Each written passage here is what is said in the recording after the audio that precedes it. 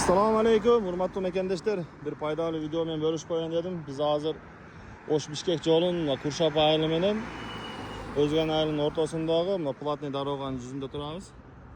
Xuddi shundan ele shu yo'ldan bir 4-5 kilometr olisroq bo'lib qolayotgan. O'zganga kirbesdan, O'zgan probkasini turbasdan besplatniy yo'l bor ekan. O'sha turali bo'lishib qo'yaman dedim. Bargan kelganda 200 dan 400 so'm ekonom bo'ladi. Video foydali bo'lsa like bosib, yaqin tuğanlarga, şu yolda qatlaganlarga jo'natib qo'yasizlar.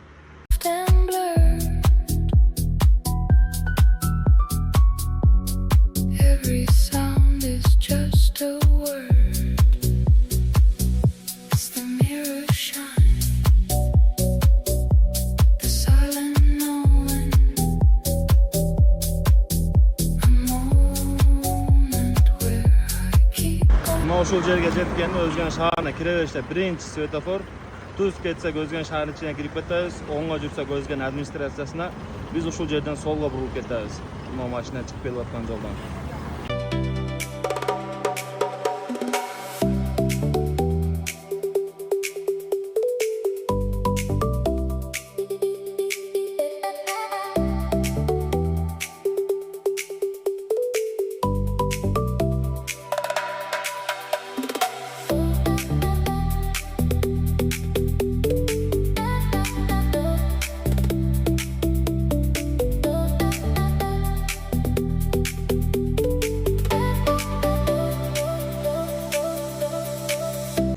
Tuğanlar bir 20 minutda yolda to'xtab videoga tortib o'shantib yetib keldik aylanib.